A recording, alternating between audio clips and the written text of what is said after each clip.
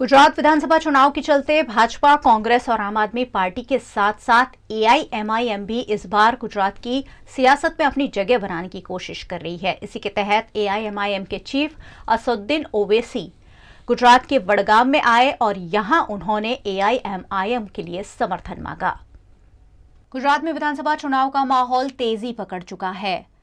भाजपा, कांग्रेस और आम आदमी पार्टी के साथ साथ छोटे छोटे दल भी यहां सियासत करने की कोशिश कर रहे हैं। इसी के तहत एआईएमआईएम के चीफ असदुद्दीन ओवैसी ने बनासकांठा के वडगाम के मजादर में एक भव्य जनसभा को संबोधित किया। विधानसभा चुनाव के मद्देनजर आयोजित इस सभा के दौरान ओवैसी ने एआईएमआईएम के उम्मीदवारों को जिताने की अपील की। करीबन 15,000 लोगों की उपस्थिति में ओवैसी ने भारतीय जनता पार्टी और कांग्रेस सरकार पर जमकर हल्ला बोला। मेरे अजीज दोस्तों और बुजुर्गों, यही मजलिस इत्तेहादुल मुस्लिमीन का पैगाम है। अब मुझे किसी ने पूछा कि ये ज्ञानवापी के नीचे क्या देखना चाह रहे, ताजमहल के नीचे क्या देखना चाह रहे, कुतुब मीनार के नीचे क्या देखना चाह रहे, तो सोशल मीडिया पर मैंने ये पढ़ा, मेरे को नहीं मालूम, वल्लाहु आलम। किसी ने कहा सोशल मीडिया पर लिखा कि वो ताजमहल देखने गया था, आगरा के ताजमहल के जो क्यूरेटर जिम्मेदार थे उनके साथ, उनका रिश्तेदार था। तो उस लड़के ने कहा, लिखता है कि मैं ताजमहल के नीचे जाना चाह रहा था, तहखाने में।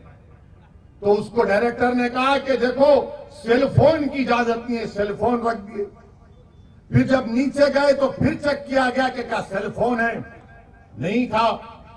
फिर जब दरवाजा खोलने की बात आई तो कहा दरवाजा नहीं खोलेंगे, उस पे गवर्नमेंट ऑफ इंडिया का मोहर है। उनसे कहा गया कान लगाकर सुन लो।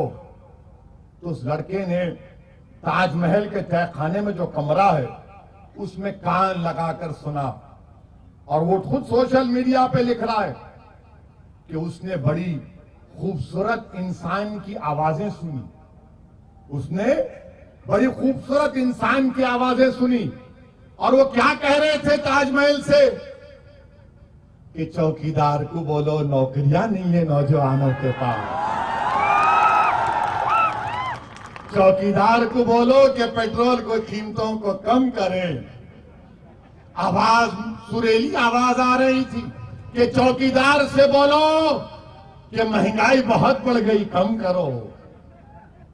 और फिर बाद में आवाज आई कि चौकीदार चोर भी है।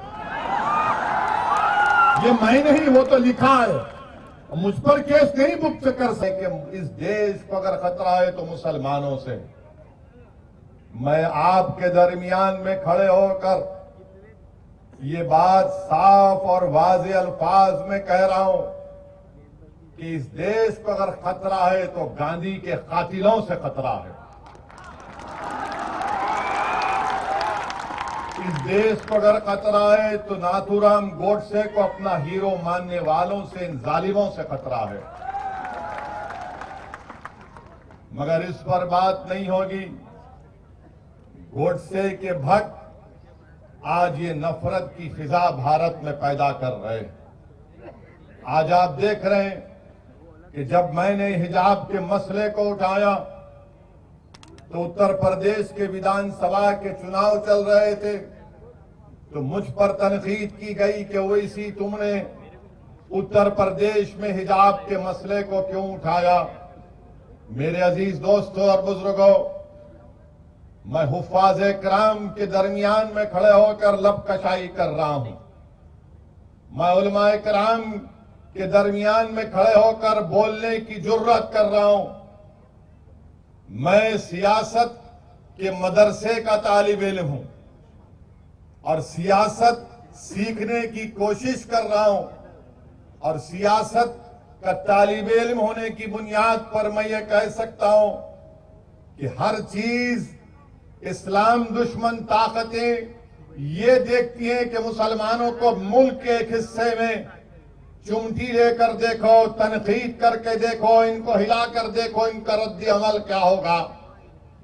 जब मैंने हिजाब के खिलाफ आवाज उठाई और कहा कि हिजाब हम पहनेंगे हमारी बेटी, हिजाब हमारा बुनियादी हक है। अगर आज हिजाब पर खामोश हो जाओगे तो कल कहेंगे दाढ़ी बहुत लंबी है, कम कर। यकीनन बीजेपी को हराना है। कौन कह रहा है नहीं हराना है? हम ही तो लड़ रहे हैं बीजेपी के खिलाफ। पार्लियामेंट में हर चीज में मजलिस मुखालिफत करती है। ट्रिपल तलाक का कानून आया तो मजलिस ने मुखालिफत की। एनपीआर एनआरसी का कानून आया, मजलिस ने कानून की कॉपी को फाड़ा। यूएपीए का कानून आया, हमने मुखालिफत की, कांग्रेस ने तायीद की।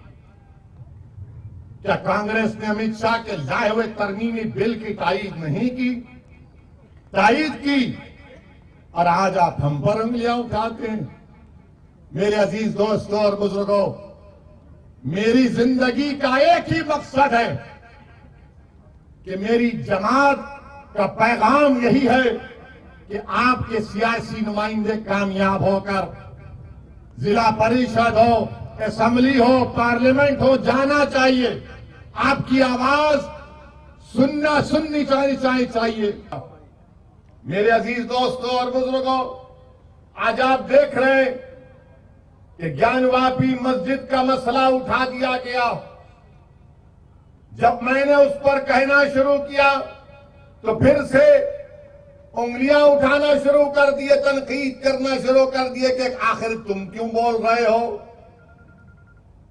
तो फिर आप बोलो ना।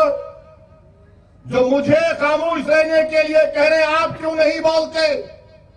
हिजाब के मसले में आपको बोलना चाहिए था, आप नहीं बोले। हलाल गोश्त का मसला आपको बोलना था, आप नहीं बोले। नौकरियां मिल रही है नौजवान मुसलमान को तो कहा गया जॉब जिहाद, आपको बोलना चाहिए था, आप नहीं बोले। अब मस्जिद का मसला आया तो हम जब दलाइल के साथ मस्जिद की बात करते तो कहते तुम क्यों बोल रहे हो? अरे याद रखो, मैं बोलूंगा। मैं इसलिए बोलता हूं क्योंकि मैं जिंदा हूं, मुर्दा नहीं हूं। मैं इसलिए बोलता हूं कि मेरे जमीर को मैंने अभी बेचा नहीं है, ना कभी बेचूंगा इंशाअल्लाह ताला।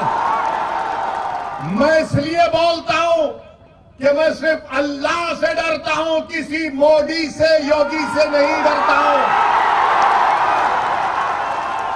मैं इसलिए बोलता हूं क्योंकि भारत का संविधान जिसको बाबा साहिब अम्बेडकर ने बनाया, मुझे फ्रीडम ऑफ एक्सप्रेशन की इजाजत है और मैं खुलकर अपनी बात को रखना चाहता हूं।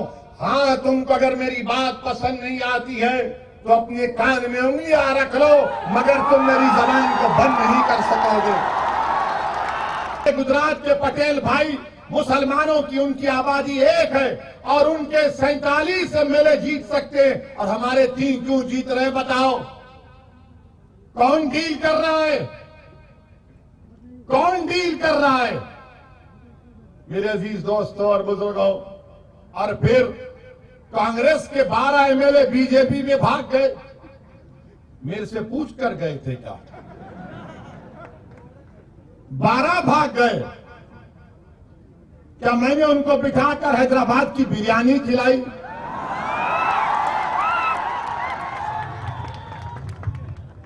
वो तो मेरी बिरयानी नहीं खाए, वो तो नरेंद्र मोदी का ढोकला खाकर चले गए बीजेपी में।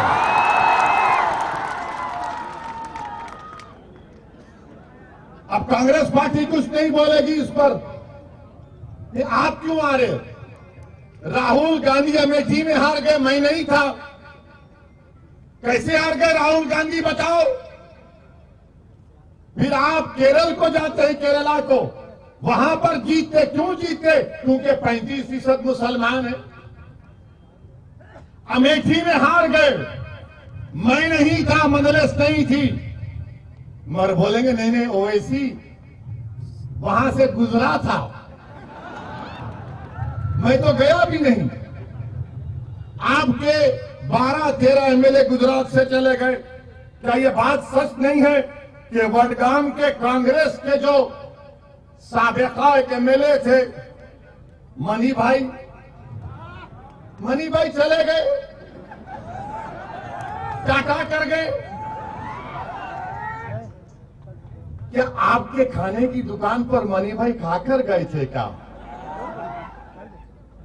कि भाई यहां पर अच्छा खाना मिलता है, मैं खा के जाऊंगा?